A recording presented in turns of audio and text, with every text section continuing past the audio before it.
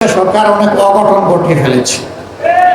কেন্দ্রীয় ব্যাংকের গভর্নর নিয়োগ, ইসলামী ব্যাংক সহ বিভিন্ন ব্যাংকের দিকে কালো হাত, বিশ্ববিদ্যালয়ের যোগ্য ভিসিদেরকে সরিয়ে দিয়ে দলের একান্ত অনুগত দলের কর্মীদেরকে ভিসি হিসাবে বসায় দেওয়া, জেলা গুরুত্বপূর্ণ জায়গায় বসিয়ে দেওয়া, এইভাবে একটা দলীয় শাসন, একদলীয় শাসন বাংলাদেশে কায়েম করার চেষ্টা করা হচ্ছে। ইতিহাস ভুলে গেলে হবে না। শেখ মুজিবুর রহমান সাহেব একদলীয় বাকশাল কায়েম করেছিলেন না, অর্ধ বছরও ক্ষমতায় থাকতে পারেননি এরপরে। সুতরাং একদলীয় শাসনে দেশের মানুষ মেনে নেবে না। সংসদে দাঁড়িয়ে বিরোধী দলকে তুচ্ছ তাচ্ছিল্য করার এই সংস্কৃতি চালু করেছিল আওয়ামী লীগ। সবচেয়ে বেশি গালি দিত বিএনপিকে, সাথে সাথে আমাদেরকে একটু রাখতো, সার দিত না। এখন বিএনপিও ওই পুরানো আওয়ামী লীগ যা বলতো সেই পুরানো আমলের কথাগুলো এখন তারাও জপা শুরু করেছে। যে কথাগুলো জপতে জপতে আওয়ামী লীগ গিয়ে করছে দিল্লিতে, আপনারা সেই কথাগুলো জপতে জপতে কোথায় গিয়ে পড়বেন? জনগণ এগুলা খায় না, সমাজ এগুলা শুনতে চায় না। তরুণ যুব সমাজের বুকের চেষ্টা করো, নাইলে ভুল করবে। আমরা আশা করতে চাই সরকার তারা নিজের জনকল্যাণ জনবান্ধব নীতিতে ফিরে আসবে।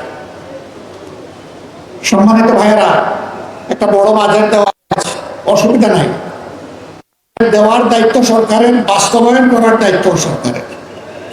শুধু এতটুকু বলবো, গত 15.5 বছর এই বাজেট থেকে যেভাবে আওয়ামী লীগ আর তার দোসররা 29 লক্ষ কোটি টাকা চুরি করে নিয়ে গিয়েছিল, সেই পথে আপনারা হাঁটবেন না। তবে কিভাবে আস্থা রাখবো? কারণ সরকার গঠন করার আগে এবং পরে আপনারা তো চাঁদাবাজদের হাত আপনারা আটকাইতে পারেন নাই। একটা চাঁদাবাজকেও আপনারা শাস্তির আওতায় আনেন নাই।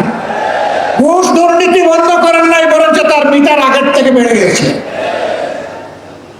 যদি এই অবস্থা জারি থাকে তাহলে জনগণের জায়গায় তার ভাগ্য নিয়ে কুমড়ি খাবে। আর কিছু দলখানা, কিছু মানুষ এবং কিছু গোষ্ঠীর হয়তো ভাগ্যের পরিবর্তন হবে। বাংলাদেশ আর এটা দেখতে চায় না। নারায়ণগঞ্জ একসময় এটাকে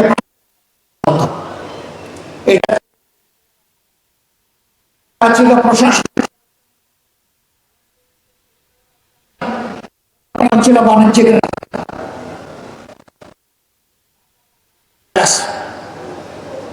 নারায়ণ গৌরব হারিয়ে ফেলেছে। বরঞ্চ মাঝখানে এটা সন্ত্রাসের রাজধানী হিসাবে হয়েছিল।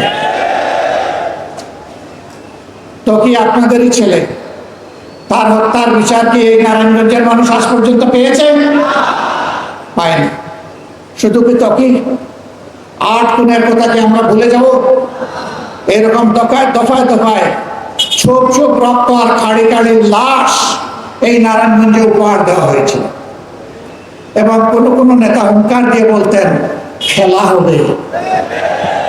এখন কার বিরুদ্ধে খেলতেছেন?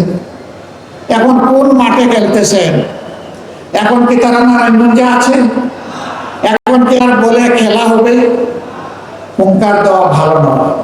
অহংকার আল্লাহ তাআলার চাদর, আল্লাহ তাআলা পছন্দ করেন না এটা নিয়ে কোনো মানুষ টানাটানি করে। অহংকারীরা তাদের কিছুটা পাওনা পেয়েছে, বাকি পাওনাটাও তারা পাবে, এটা দেশবাসী দেখতে চায়। নতুন করে ওই রকম কোন গডবাধা এখানে তৈরি হোক, আমরা এটা চাই না। কিন্তু মানুষের মনে বোবা কান্না। আমি এখানে আসার আগে নারায়ণগঞ্জের বিশিষ্ট কিছু ব্যবসায়ী বন্ধুদের সাথে বসেছি। একটুখানি সময় তাদের কথা শুনলাম। কি জন্য একটা আতঙ্ক তাদেরকে তাড়া করছে। তারা বুক বড় করে মুখ করে কথা বলতে চান না। তাদের চোখ